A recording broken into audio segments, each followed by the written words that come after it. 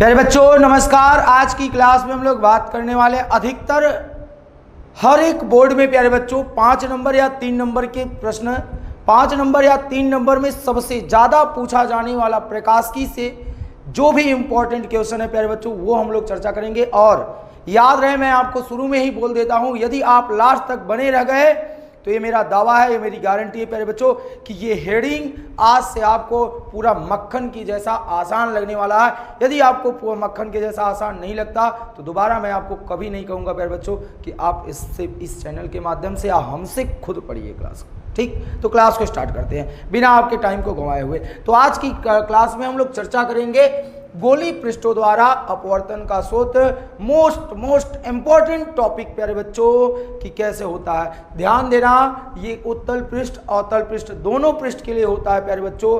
हम आज चर्चा करेंगे उत्तल पृष्ठ के लिए, फिर बाद में चर्चा कर लेंगे अवतल पृष्ठ के लिए। याद रहे, मैं फिर से बता रहा हूं प्यारे बच्चों, आज हम चर्चा करेंगे उत्तल पृष्ठ के लिए, फिर कल चर्चा कर लेंगे, नेक्स्ट वाले क्लास में चर्चा कर लेंगे अवतल पृष्ठ के लिए। अगर आपका उत्तल पृष्ठ से काम चल जाता है तो भी सही है, नहीं चल जाता तो आप दोनों देख लीजिएगा। ठीक, तो चलो यार क्लास को स्टार्ट करते हैं बहुत कम टाइम में। तो सबसे पहले पूछेगा एग्जाम में क्वेश्चन किस प्रकार पूछता है कि गोली पृष्ठों द्वारा अपवर्तन का सूत्र निगमन कीजिए। तो वहाँ बच्चे कंफ्यूज हो जाते हैं कि सर लेंस सूत्र का निगमन करना है कि ये करना है। तो यार लेंस सूत्र के लिए वहाँ कहेगा कि पतले लेंस के लिए सूत्र का निगमन करिए। यहाँ आपको गोली पृष्ठ की बात कर रहा है, ना कि लेंस की बात कर रही। तो आप पृष्ठ पे ध्यान दो ना प्यारे बच्चों कि गोली पृष्ठों के लिए हमको अपवर्तन का सूत्र बताना है। तो ये जो डेरिवेशन है काफ़ी बच्चों को काफ़ी बड़ा लगता है, काफ़ी हार्ड लगता है, बिल्कुल आसान कर देने वाले, बिल्कुल आसान। तो सबसे पहले हम एक गोलीय पृष्ठ बनाएंगे, एक गोलीय उत्तल पृष्ठ बनाएंगे प्यारे बच्चों। तो ध्यान से देखिएगा, सबसे अच्छा काम होता है, पहला काम होता है प्यारे बच्चों विधिवत अच्छा सा डायग्राम बनाना प्यारे बच्चों। अच्छा सा प्यारा सा डायग्राम, जितना अच्छा आप डायग्राम बनाओगे उतना ही अच्छा आपका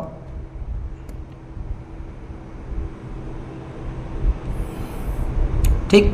हमें उम्मीद है कि आपको अच्छे से दिखाई पड़ रहा होगा प्यारे बच्चों। अब ये कोई गोलीय उत्तल पृष्ठ है, ये कोई गोलीय उत्तल पृष्ठ, ठीक। फिर उसके बाद अब हमको एक को मुख्य अक्ष बनानी रहती। अब हमको क्या बनाना रहता है, एक को प्यारे बच्चों मुख्य अक्ष बनाना रहता है। याद रहे, आपको एक को क्या बनाना है, मुख्य अक्ष बनाना है, ठीक।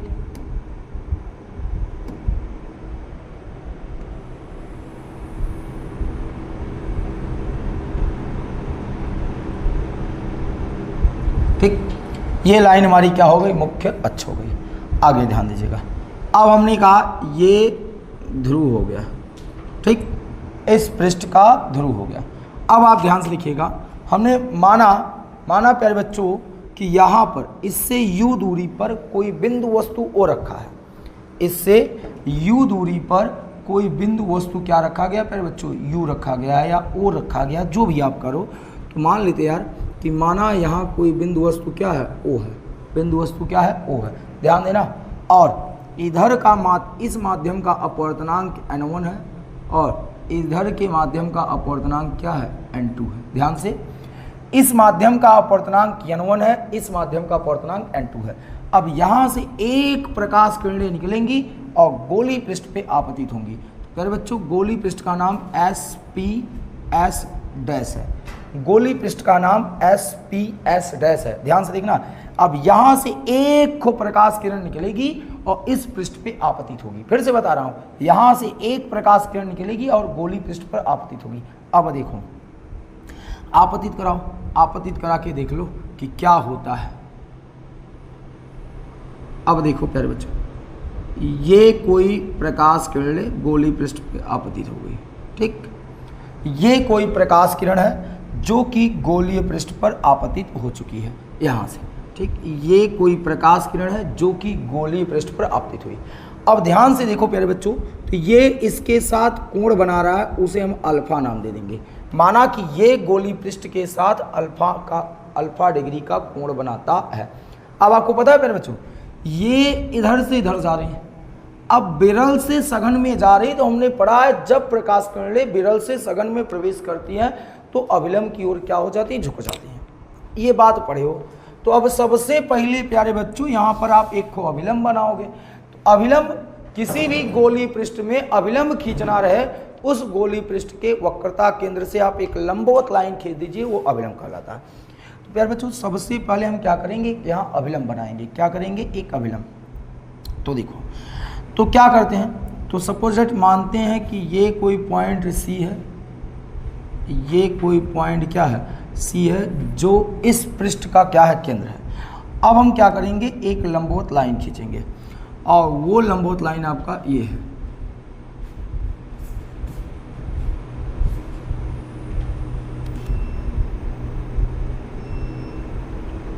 ध्यान से,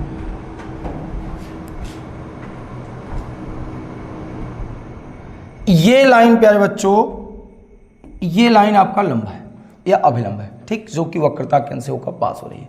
फिर उसके बाद अब आप ध्यान से केवल इतना देखना है मेरे प्यारे बच्चों कि ये इस पॉइंट का कुछ नाम देना चाहो तो दे देना। इस पॉइंट का नाम हमने एम दे दिया, ठीक, इस पॉइंट का नाम एम दिया। अब ये वाली जो प्रकाश किरण है, ये वाली प्रकाश किरण हमको लग रहा है कि ऐसे सीधे जाना चाहिए था, पर प्यारे बच्चों ये सीधे न जाकर अभिलंब की ओर झुक जाती हैं। ये वाली प्रकाश किरण अभिलंब की ओर न जाके सीधे न जाकर अभिलंब की ओर झुक जाती है, मतलब इधर झुक जाएंगी। तो प्यारे बच्चों अब जो डायग्राम बनेगा वो कैसा बनेगा जानते हैं, देखो अभिलंब की ओर झुकेगी और इमेज कैसा बनेगा वो देखो तुम। अब ये वाली प्रकाश किरण यहाँ जाके आके मिल जाएंगी। बोलो बात समझ पाए प्यारे बच्चों? अब देखेंगे, अब देखो ये जो इमेज यहाँ से बना है प्यारे बच्चों, अब ये वाला भी कुछ न कुछ तो कोण बना रहा है और अभिलंब भी कुछ न कुछ कोण बना रहा। तो यार अभिलंब जो कोण बनाया उसे हमने गामा नाम दे दिया और जो प्रतिबिंब के द्वारा कोण बना उसे हमने क्या नाम दे दिया, बीटा। और रखी वस्तु का जो प्रतिबिंब बना उसे हमने नाम क्या दे दिया, आई। क्या यहाँ तक डायग्राम में किसी को समस्या है? एक बार सबसे पहले माना कोई बिंदु वस्तु O है, O से एक प्रकाश किरण निकलती है जो कि अल्फा कोण बनाते हुए पृष्ठ SP S' के बिंदु M पर पड़ती है और बिंदु M से अभिलंब की ओर झुकते हुए बिंदु I पर जाकर क्या कर जाती है, इंटरसेक्ट कर जाती है, प्रतिच्छेद कर लेती है। अब इस प्रकार O का प्रतिबिंब I प्राप्त हो जाता है। यहाँ इतना बातें समझने के बाद इस पॉइंट M से प्यारे बच्चों, पॉइंट M से आपको एक को क्या करना है, पॉइंट M से एक को जानते हैं, आपको परपेंडिकुलर लाइन ड्रॉ करना है। पॉइंट M से प्यारे बच्चों एक क्या करना है, परपेंडिकुलर लाइन ड्रॉ कर देना है, ठीक, ध्यान देना बस। अब देखो ये जो आपने परपेंडिकुलर यानी लंबवत लाइन खींचा, इस पॉइंट का नाम क्या हो गया, N। अगर आपको यहाँ तक कोई दिक्कत नहीं है आगे भी दिक्कत नहीं आएगी। इस लंबवत लाइन की ऊंचाई क्या मान लिए आप, h मान लिए। क्या मान लिए प्यारे बच्चों, h। क्या अभी तक कोई दिक्कत है? क्या अभी तक पूरे डायग्राम में कोई समस्या नहीं है? तो अब हम चलेंगे प्यारे बच्चों इसके निगमन की तरफ। इसके निगमन को देखते हैं कैसे निगमन होता है। तो सबसे पहले प्यारे बच्चों हम क्या करेंगे, हमारा कॉन्सेप्ट क्लियर होना चाहिए कि हमको करना क्या है, हमको क्या नहीं करना है, इस बात को याद रखिएगा। तो सबसे पहले मैं आपको बता दे रहा हूँ, यहाँ पर आपको I और R का मान निकालना है प्यारे बच्चों। क्या निकालना, I और R का मान निकाल के स्नेल के नियम में रखना है, तब आप आसान से कर लोगे। तो चलो सबसे पहले हम I तो क्लियर करें। I है कहाँ प्यारे बच्चों, तो हमने पढ़ा आपतित किरण और अभिलंब के बीच बना कोण आपतन कोण I कहलाता है और अपवर्तित किरण और अभिलंब के बीच बना कोण अपवर्तन कोण R कहलाता है। तो भैया ये आपतित किरण हो गया, ये अभिलंब हो गए, इनके बीच I कोण बन गया और जो है ही अपवर्तित था और ये अभिलंब था, इनके बीच जो कोण बन गया वो अपवर्तन कोण R हो गया। बस यार अब क्लियर है। अब I और R का मान तुम निकाल लो और रख देना, स्नेल के नियम में ना आ जाए तो बोलना। चलो अब यहाँ पर एक रूल को हम लोग पढ़ने वाले, हो सकता है कुछ बच्चों को याद होगा कुछ बच्चों को नहीं याद होगा, जिसे हम कहते हैं बहिष्कोण। जिसे हम क्या कहते हैं प्यारे बच्चों, बहिष्कोण।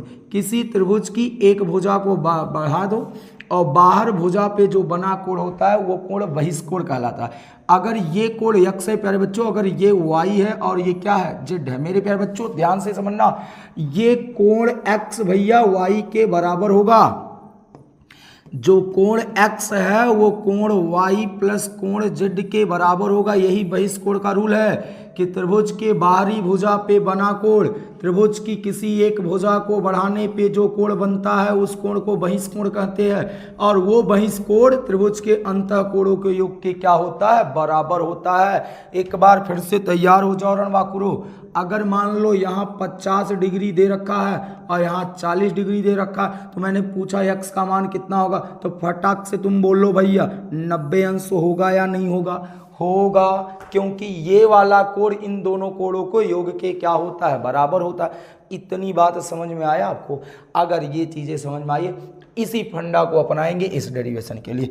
आ जाओ मेरे प्यारे बच्चों, इसे इरेज कर लेते हैं। हो सकता है कुछ ऐसे बच्चे होंगे जिनको बहिष्कोण के बारे में नहीं पता होगा, तो यार हमने याद करा दिया, कोई दिक्कत नहीं, हम हैं, कोई दिक्कत नहीं। अच्छा अब आगे बढ़ते हैं। अब देखो बहिष्कोण कहाँ दिखाई पड़ रहा है, तो अगर हम हेरने चलेंगे तो देखेंगे त्रिभुज MOC। पहले एक बार ट्रायंगल को ध्यान दो मेरे प्यारे बच्चों, MOC में I एक बहिष्कोण है, तो ये चीज लिखेंगे, क्या लिखेंगे प्यारे बच्चों, त्रिभुज MOC में क्या, त्रिभुज MOC में I एक क्या है, I एक बहिष्कोण है। कौन सा कोण है मेरे प्यारे बच्चों, बता दो, बहिष्कोण है। अब गुरुजी तो बता के रखे हैं कि जो बहिष्कोण होता है वो अंतः कोणों के योग के बराबर होता है। तो देखो MOC में अंतः कोण गामा और अल्फा है, तो इनके दोनों के योग के बराबर I होगा। तो हम I बराबर क्या रख देंगे, अल्फा प्लस क्या प्यारे बच्चों, गामा। समीकरण नंबर क्या हो गया, 1। कोई दिक्कत? अब हम आगे देखेंगे, अगला ध्यान दो प्यारे बच्चों, अगला ध्यान दो। त्रिभुज MIC में गामा एक बहिष्कोण है, क्योंकि मुझे अब R का मान चाहिए ना प्यारे बच्चों, तो R तो इसी त्रिभुज के लिए आ रहा। अब R बहिष्कोण नहीं है, पर गामा से हम R का मान निकाल सकते हैं। तो त्रिभुज MIC में क्या प्यारे बच्चों, त्रिभुज MIC में गामा एक क्या है, बहिष्कोण है। कौन सा कोण है प्यारे बच्चों, गामा एक बहिष्कोण है। पता है आपको, जो बहिष्कोण होगा तो ये वाला गामा इन दोनों के योग के बराबर होगा, तो गामा बराबर क्या आ जाएगा, R प्लस बीटा। हमें तो R का मान निकालना है, तो बीटा भैया इधर आ जाएंगे। अब बीटा भैया जब इधर आएंगे तो जो उधर प्लस हैं इधर आने के बाद क्या हो जाएंगे, माइनस हो जाएंगे। तो ध्यान से देखिएगा प्यारे बच्चों क्या हो जाएगा, ध्यान से देखो। अब बीटा उधर जा रहा है, तो R इक्वल टू प्यारे बच्चों गामा माइनस का हो जाने वाले बीटा। समीकरण नंबर 2। अब हमने I और R का मान निकाल लिया है, I और R का मान निकाल लिया। अब गुरुजी की बातें याद करो, मैंने बोला था कि तुमने जब I और R का मान निकाल लीजिएगा ना, तब तुम स्नेल के नियम में रख देना उठा के। चलते हैं स्नेल नियम के पास। स्नेल का नियम क्या कहता है, ध्यान से देखो भैया। जरा सा हिंदी वर्ड पे आप ध्यान दीजिएगा, गलती ना होने पाए ना। स्नेल के नियम से, किसके नियम से भैया, स्नेल के नियम से। अब जानते हो प्यारे बच्चों, स्नेल का नियम जो कहता है उसे हम लोग जरा सा सुधार करेंगे। स्नेल का नियम कहता है N2/N1 equal to sine I by sine R। याद रहे, sine I by sine R, मतलब भैया साइन I बटे साइन R होता है। अब हम ये जानते हैं कि अगर ये गोली पृष्ठ अत्यंत छोटा हो, यदि गोली पृष्ठ अत्यंत छोटा रहेगा तो जो ये साइन I है वो केवल I हो जाएगा, और जो साइन R है वो केवल R हो जाएगा।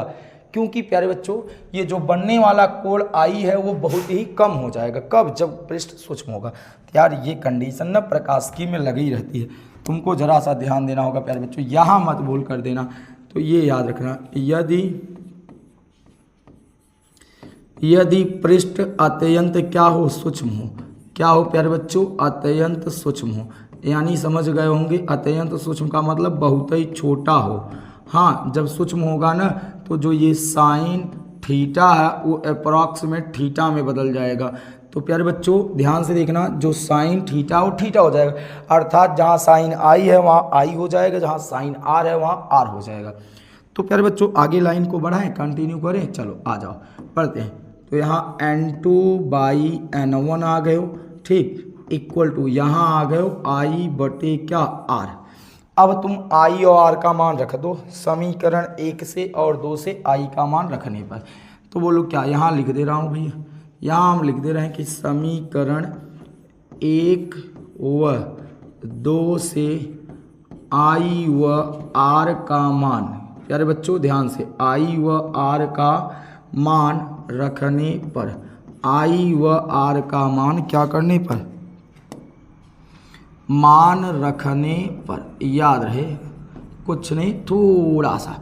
अब देखो तुम यहाँ I का मान कितना है, अल्फा प्लस गामा है, तो रखो N2/N1। तुम जब I का मान रखोगे तो अल्फा प्लस क्या आ जाएगा, गामा, और R का मान यहाँ है गामा माइनस कितना, बीटा। अब हम बचपन में कैंची गुणा यानी तिर्यक गुणा बहुत किए होंगे, तो N2 का गुणा प्यारे बच्चों गामा माइनस क्या हो जाएगा, बीटा में, हाँ, और बराबर N1 का गुणा किस में हो जाएगा, बोलो, अल्फा प्लस गामा में। समीकरण नंबर क्या हो गया, 3। अब प्यारे बच्चों यहाँ से डेरिवेशन आपका मोड़ा घुमाव लेता है, यहाँ से आपकी टॉपिक चेंज पकड़ना है। ये जो अल्फा बीटा गामा आप माने हो, इसी की वैल्यू उठा के यहाँ रखनी है। अभी तक तो कोई दिक्कत नहीं है ना। आओ चलते हैं प्यारे बच्चों नेक्स्ट पेज में। अब नेक्स्ट पेज में चलने के लिए आपको थोड़ा सा ट्रायंगल को, ये वाली चीज़ को ध्यान देना पड़ेगा, ठीक, बार बार हम लोग को यहाँ आना पड़ेगा, कोई दिक्कत नहीं है, हम लोग मैनेज कर लेंगे। आ जा, अब तुम देखो भैया, तुम्हें अल्फ़ा बीटा और गामा की वैल्यू निकालनी थी, तो मैंने तो आपको बता रखा था कि भैया अल्फ़ा की वैल्यू हम यहाँ से निकालेंगे। एक बार फिर से देख लो, ट्रायंगल MNO, ध्यान देना, त्रिभुज MNO में अल्फ़ा है तो अल्फ़ा हम यहाँ से निकाल लेंगे। फिर त्रिभुज MNC में गामा है, यहाँ से निकाल लेंगे। त्रिभुज MNI में बीटा है, यहाँ से निकाल लेंगे। तो चले, अगर अब यार तुम अल्फ़ा बीटा गामा की वैल्यू निकालनी है, पहले सबसे पहले हम क्या करते हैं, कलर को चेंज करते हैं, आपको दिखे कि हमने यहाँ से अल्फ़ा बीटा गामा की वैल्यू निकाल। तो देखो त्रिभुज MNO, त्रिभुज MNO में, त्रिभुज MNO में अल्फ़ा की वैल्यू निकालेंगे। ध्यान देना, तो भैया हम पहले मान चुके हैं कि यदि पृष्ठ अत्यंत सूक्ष्म हो तो एक बात तो क्लियर है कि जो अल्फ़ा है वो किसके बराबर हो जाएगा, tan अल्फ़ा के। जैसे साइन आई हो गया, अर्थात आई बराबर साइन आई हो सकता है, उसी प्रकार प्यारे बच्चों अल्फ़ा जो है tan अल्फ़ा के बराबर हो जाएगा। तो त्रिभुज MNO में जो अल्फ़ा है वो किसके बराबर हो जाएगा, tan अल्फ़ा के। और tan अल्फ़ा का फार्मूला क्या होता है हिंदी वाले प्यारे बच्चों, लंब बटे क्या, आधार, लंब बटे आधार। अब भैया कोण के सामने वाली भुजा लंब है, तो लंब कौन है, यन है, और आधार कौन है, आधार ON है। आधार कौन है भैया, ON है।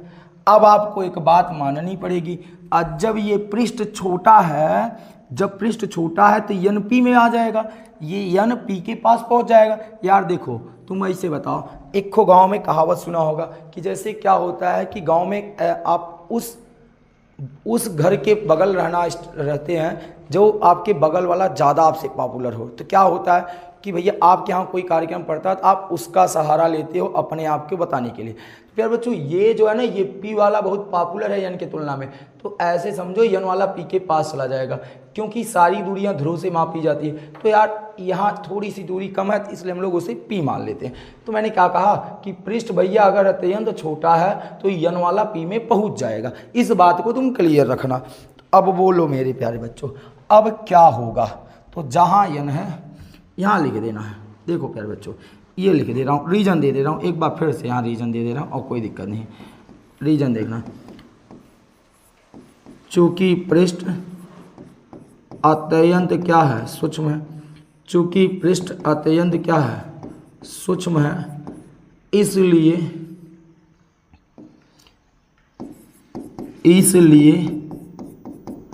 जो n है वो किस में पहुंच जाएगा, p में।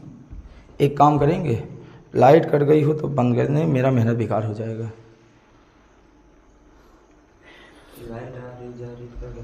चूंकि पृष्ठ अत्यंत सूक्ष्म है तो n कहाँ पहुंच जाएगा, p में। प्यारे बच्चों और ध्यान से लिखते हैं।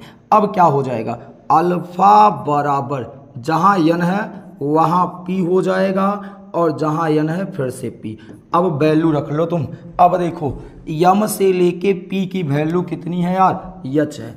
m से लेके p की वैल्यू कितनी है, h है। और o से लेके p की वैल्यू हम लोगों ने नहीं रखा था, अब रख लियो। o से लेके p की वैल्यू u है, पर माइनस u रखेंगे, क्योंकि चिन्ह परिपाटी कहता है कि इधर की दूरी माइनस होगी, इधर की दूरी क्या होगी, प्लस होगी। इस बात को आप याद रखिएगा। ठीक, आगे बढ़ते हैं। अब अल्फा की वैल्यू निकाल लिए हो, अब हमको किसकी वैल्यू निकालनी है, बीटा की। किसकी वैल्यू निकालनी है प्यारे बच्चों, बीटा की। किसकी वैल्यू निकालनी है, बीटा की। तो सेम इसी प्रकार काम करेंगे, ध्यान दो, इसी प्रकार अलग जल्दी जल्दी में हो जाएगा, क्योंकि अभी टाइम ज़्यादा हो रहा होगा तो आप कहेंगे सर बहुत ज़्यादा टाइम ले लिए। इसी प्रकार जो बीटा होगा, इसी प्रकार बीटा। अब ध्यान से देखना, बीटा किस त्रिभुज में है, बीटा किस त्रिभुज में है, यम एन आई ना। इसी प्रकार बीटा, इसी प्रकार त्रिभुज यम एन आई में अब जो बीटा है वो क्या हो जाएगा, देखो जो बीटा है प्यारे बच्चों वो टैन बीटा हो जाएगा। क्या हो जाएगा, टैन बीटा। और टैन बीटा का फॉर्मूला फिर से लंब बटे क्या, आधार। और बीटा कोण के सामने वाली भुजा लंब, लंब इस बार कौन है, यच है। लंब कौन है, यच है। और आधार यहां से लेके यहां तक, तो हम तो जानते हैं ना यार कि जहां प्रतिबिंब बनता है वहां से लेके अधुरु के बीच की दूरी v होता है, और ये दूरी इधर है, इसलिए ये दूरी हम क्या लेंगे, प्लस में। तो यच बटे क्या आ गया, v आ गया। अब बचा क्या है, गामा। तो अगला इसी तरह हम क्या निकाल लेंगे, त्रिभुज यम एन सी में। देखो यम एन सी में जो गामा है वो किसके बराबर हो जाएगा, टैन गामा के। अब टैन गामा बराबर लंब बटे क्या, आधार। अब जानते हो देखो गामा के सामने भी लंब वही है जो यच है। ठीक है प्यारे बच्चों, और आधार कौन है भैया, यहां से यहां तक। अब तुम पढ़े हो, ध्यान दो, यहां से यहां की दूरी आर कहलाती, याद आ रहा होगा। वक्रता त्रिज्या कक्षा 10 की क्लास में तुम लोगों ने पढ़ पढ़ के एकदम फाड़ दिए होगे, यहां से लेके यहां तक का। तो भैया बोलो ये भी दूरी प्लस होगा, क्योंकि ये वाली दूरी अपनी दाएं तरफ है। तो भैया एच बटे क्या आ गया, आर आ गए। अब अल्फा बीटा और गामा का मान निकाल लिए हो, तुमको समीकरण 3 में रख देना है।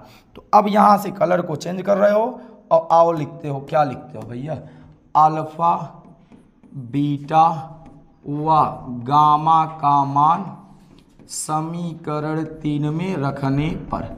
कौन से समीकरण में, समीकरण 3 में रखने पर।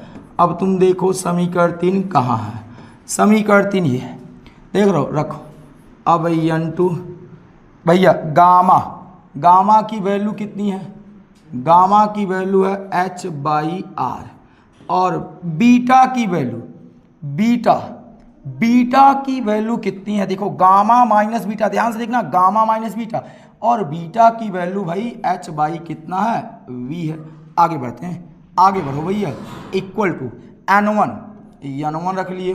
फिर देखो अल्फा की वैल्यू यहाँ रखे हो h/-u और प्लस गामा की वैल्यू आपने यहाँ निकाला है, कौन, h/r। अब इसी को सॉल्व करना है। अब देखो यहाँ से यच क्या है, कॉमन है यार, यच यहाँ से क्या है, कॉमन है। तो जब यच कॉमन होगा तो यच कॉमन ले लोगे तो क्या बचेगा, यहाँ 1/r और यहाँ 1/v। ए भैया कुछ लोग ध्यान देना, अरे देखो यच यहाँ से गया तो यहाँ एक बचा, यहाँ से गया एक बचा, बाकी जो बटे में थे तो लिख दिए। अब तुम इधर देखो, यहाँ से भी तो यच कॉमन है, क्या बचा 1/-u प्लस 1/R। अब तुम देखो ये वाला h इधर भी है और ये h इधर भी है, बेचारे दोनों लोग कट गए। अब हमारे पास क्या बचा उसे ध्यान से देखो और कुछ भी नहीं। तुम इधर देखो प्यारे बच्चों, अब जो ये n इधर देखना, ये जो n2 है उधर जाएगा तो क्या हो जाएगा, ये जो n2 है उधर जाएगा तो क्या होगा सोचो, या तो आप करो n2 का गुणा कर लो, तो n2/r, n2 का गुणा इससे, n2 का गुणा इससे, तो n2 बटे कितना आ गया v बराबर, भैया n1 का गुणा इसमें करोगे तो n1 बटे क्या आ जाएगा -u, ध्यान देना। फिर n1 का गुणा r में करोगे तो n1 क्या हो जाएगा r। अब तुम r वाला एक तरफ, बिना r वाला एक तरफ, एक बार फिर से देख लो, r वाला एक तरफ, बिना r वाला एक तरफ। अब देखो ये माइनस वाला इधर जाएगा तो प्लस हो जाएगा, और ये प्लस वाला जब इधर आएगा तो माइनस हो जाएगा। इधर देखो ये प्लस वाले गए इधर माइनस हुए, और जब ये वाले इधर आएंगे तो वो माइनस हो जाएंगे।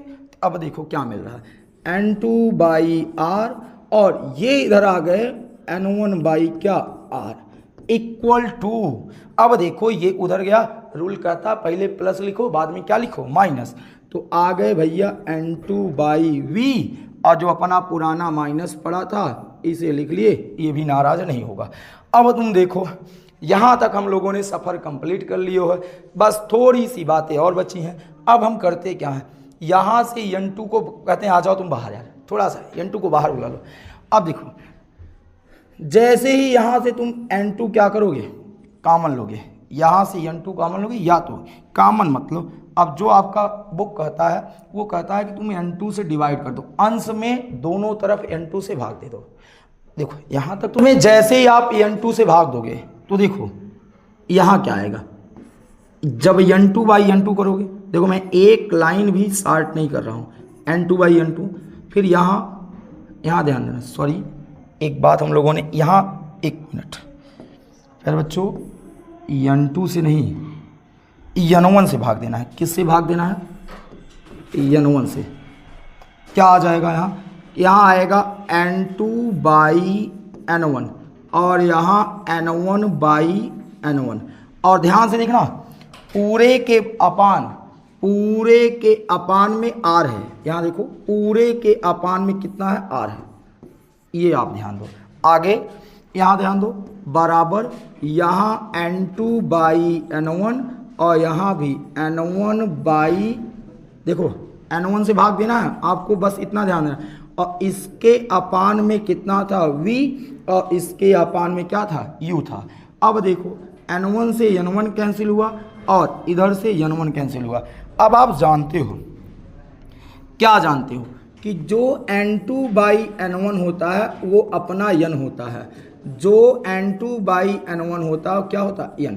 तो क्या मिल जाएगा लास्ट वाला रिजल्ट, लास्ट वाला रिजल्ट हमको क्या मिल रहा है, यहाँ n हो जाएगा, यहाँ 1 हो जाएगा क्योंकि कट गया है। तो अब मिलेगा हमको जो रिजल्ट वो मिलेगा n-1/r, देखो n-1/r, यहाँ n/v-1 क्या हो गया u आ गए। तो एक बार फिर से देख लो मेरे प्यारे बच्चों, यहाँ से n आया, n ध्यान से देखो n/v-1/u, ये आया सूत्र। इस सूत्र से आप बहुत सारे न्यूमेरिकल लगाने वाले हो।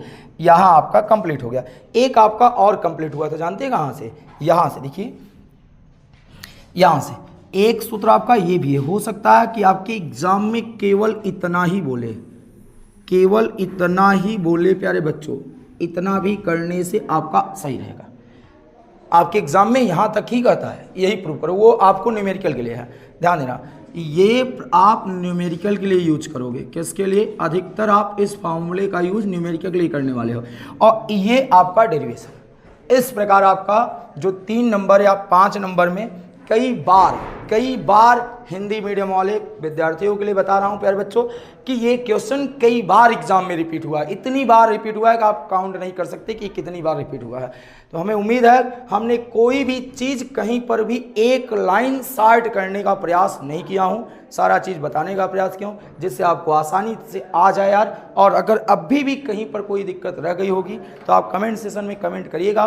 मिलते हैं आपको नेक्स्ट लेक्चर में लेंस मेकर सूत्र के साथ। तब तक के लिए आप इस वीडियो को खूब सारा प्यार दीजिए प्यारे बच्चों और खूब सारा सपोर्ट कीजिए। Thank you all dear student. जय हिंद, जय भारत, बाय बाय।